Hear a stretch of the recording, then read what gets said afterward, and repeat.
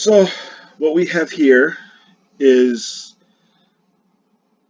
what I put together for my estimates for quarter four for 2021. Now, the first part of it that we got was the estimated or approximate S and X's sold and the reason why sold. Now, we don't know precisely how many were sold from each factory for the most part. However, we do have a good idea according to China data. That was announced this week. However, it doesn't change my predictions I have made this sheet over a week ago, well before the China data was put out. So each quarter, Tesla will announce what they approximately will sell for the reason why it's in S and X in their total sales. However, they do not have actual numbers until they post the quarterly results, principally because they don't know if some people will actually be able to finalize their sales or not. So they still deliver them, but they're uncertain on financing, which is understandable, like the last day of the year or last day of the quarter. So this is how they begin. So, given their track record, I see them pretty much always increase the numbers. So this is what the numbers I'm looking at for S and X's and the reason whys.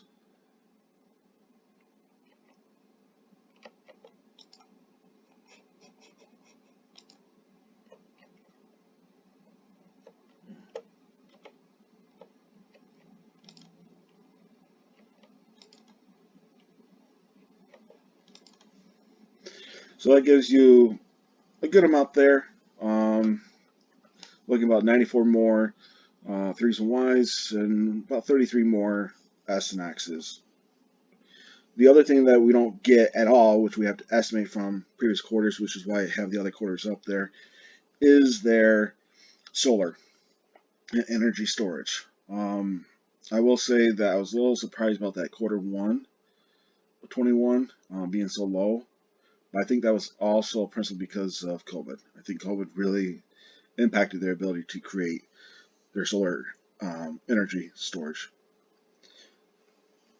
But I think it seemed to be going pretty reasonably. So I think these are the numbers that they'll end up pulling. Solar, they just don't put out that much solar. And now they have issues now in California.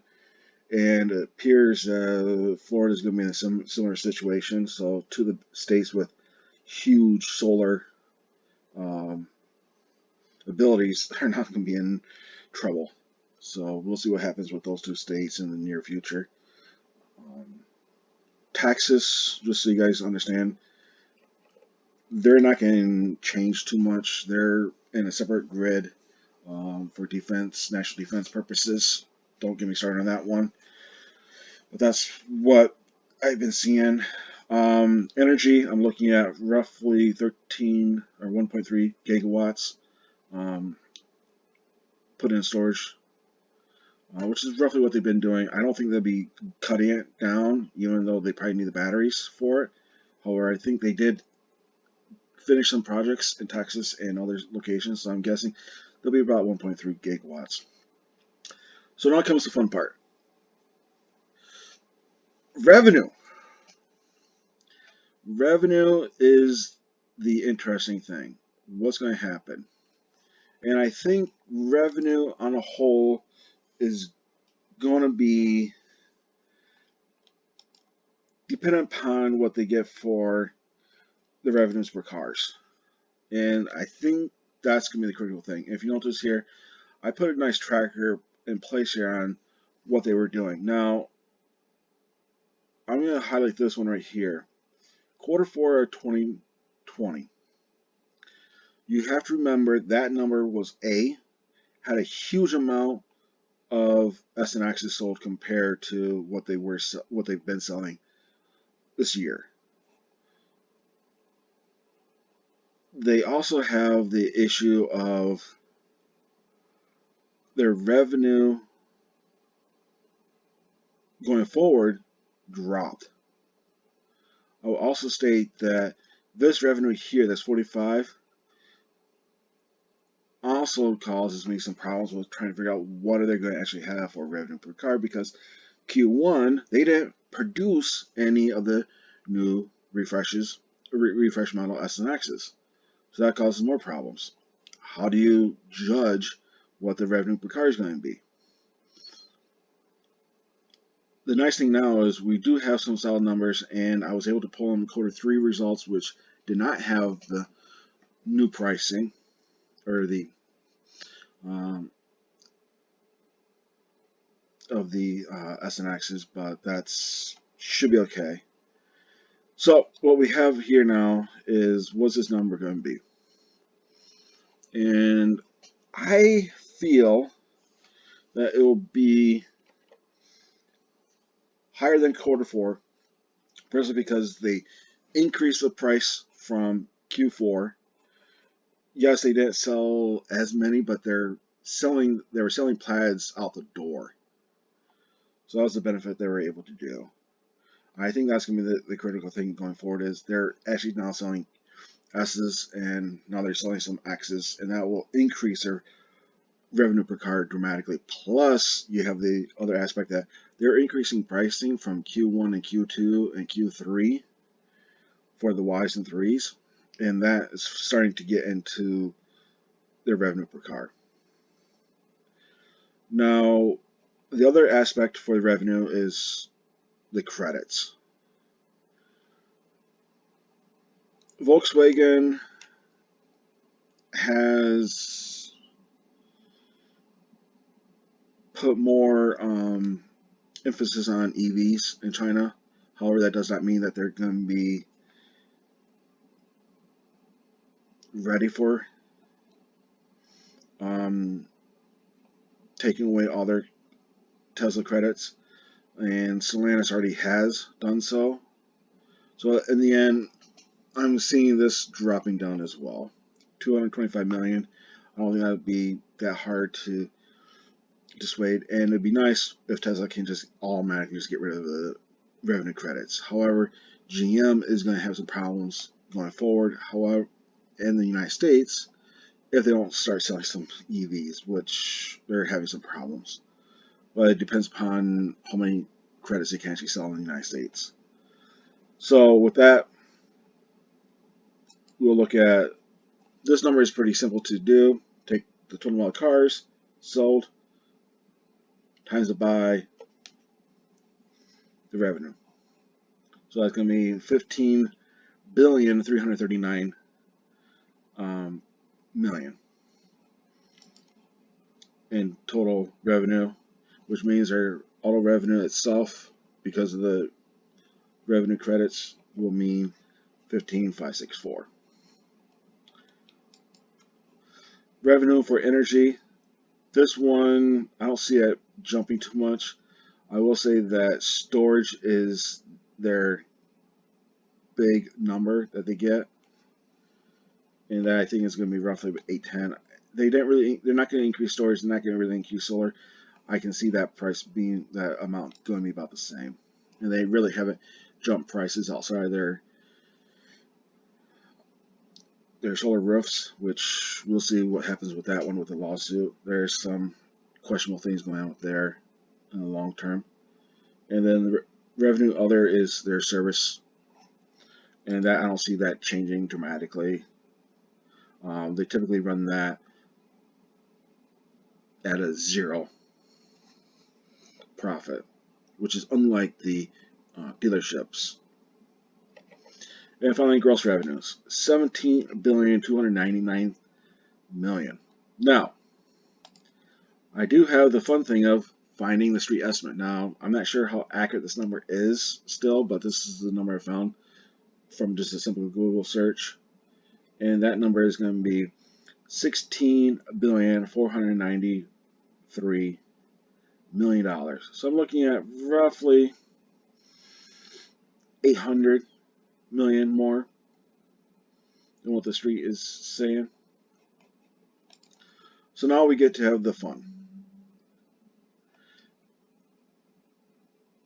And this is going to be, what's the cost going to be? Well, the first one I'm going to put in here is your other. That's 948. I don't think that's going to be all that tremendous. It's going to be slightly higher than last quarter, and which is understandable. This number is going to increase over time.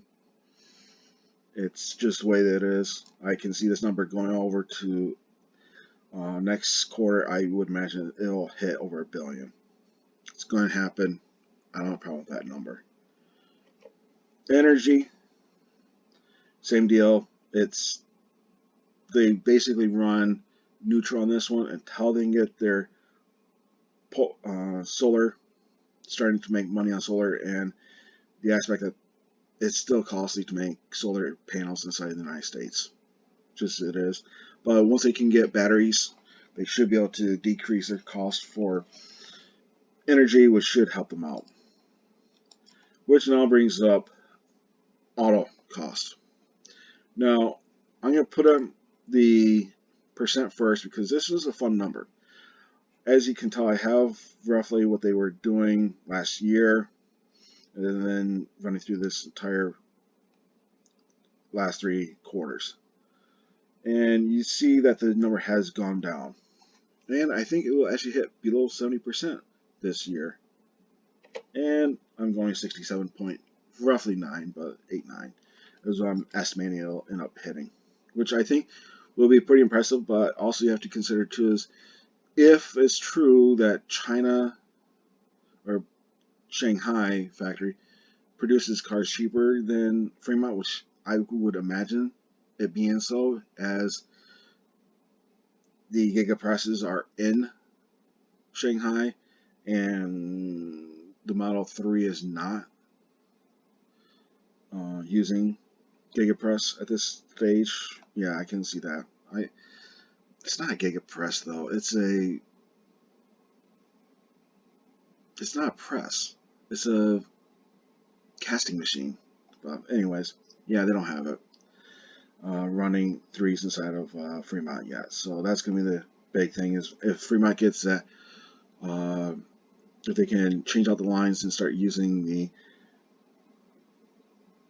the casting machine, then they're going to really cut their costs inside Fremont, and that will decrease that to 60%, if not lower. I can see that happening, but before they even do that, they'll start dropping prices. So it's a catch-22. So that means that the cost of revenues altogether is going to be $10,413,000,000, which is roughly in line with what they've been doing. But as I said, it's going to go down.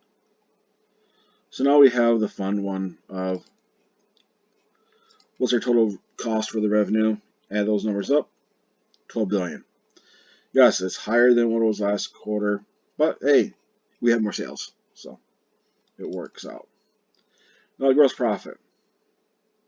Gross profit is taking your revenue minus your cost of revenue. Simple numbers. $5 billion. Pretty nice number there. Now we have to take out some fixed costs here, and R&D is typically a fixed cost for Tesla. They run roughly around $600 million per year or per quarter. I'm guessing it's going to be 625. Now, if we look at this number here, this is the interesting is 666, 576, 611, and 625 combined. That's $2.5 billion they spent this year alone in R&D. Average that out to 5 to 10 years, you're talking $25 billion in R&D that they're spending, which is pretty impressive considering how much money is GM and Ford putting into EVs. Yeah. Legacy Auto has no chance to catch up because even the amount of money they're putting into R&D is Tesla's matching dollar for dollar. And if you're matching dollar for dollar, guess what? You're never going to catch up. So, SG&A, sales, general expenses, administration. Yay! This one is just your Elon costs. Now, I will stress, I bumped this up. I bumped this up because I have a feeling that SG&A includes the taxes that Tesla's going to have to pay for Elon's stocks. That's going to be a huge amount. Now, if Elon's stock sale does not, his option purchases, does not hit SG&A, then that'll be a different story. But I got the distinct feeling it's going to hit SG&A this time. And I have that number. It's roughly about $200 million what Tesla owes for Medicare and to the state of California. So there's about $200 million there. The nice thing is Tesla is getting some of that money back from the purchase of the shares. So every share was $6.24 that went back to Tesla. So there was some money that came back to Tesla from the stock sale, but it was still a lot of that's going to be going out. Operating expenses. So that's a simple one. You just add those together up. $1.8 billion. Now the next one is operating income. So this one is simple. You just take your operating expenses and take off your gross profit from your gross profit. So here's what we got. We got $3,286,000,000. Now I did find a number for this one. I believe it's fairly accurate. So the street is estimating at this stage $2.4 billion. So I'm looking at almost $850 million beat there. That's gonna be a pretty good beat if that happens. You're talking a 33% beat on operating income. That's going to be impressive if that happens.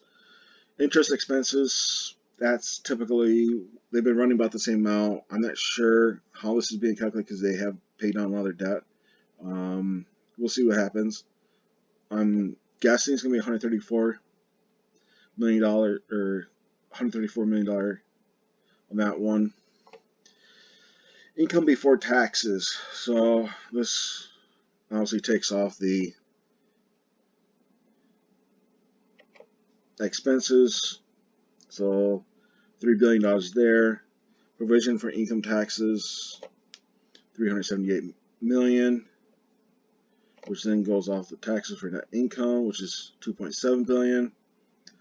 Net income for subsidiaries, so some of the companies that they purchased recently, about $45 million. And then the share income is $2.7 billion is what I'm looking at, which is what they typically will take for your earnings per share. Finally, depreciation, amortization, and impairment. Yes, I cannot pronounce that properly. And that I'm looking at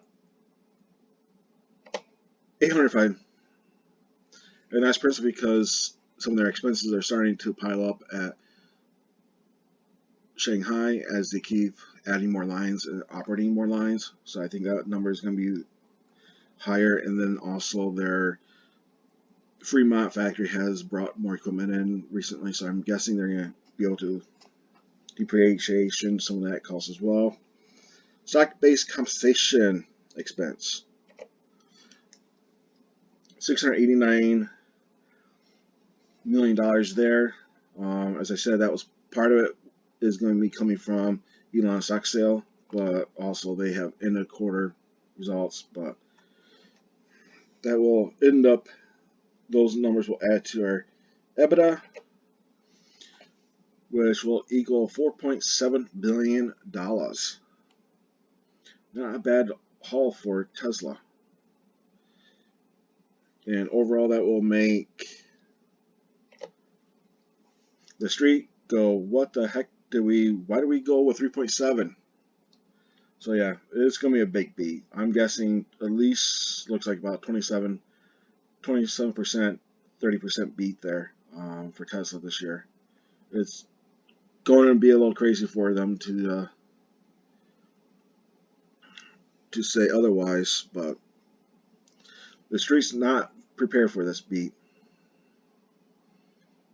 And I believe that will be it for my predictions. If you have any questions, comments, concerns, Please leave them in the discussion below. Please post anything you have.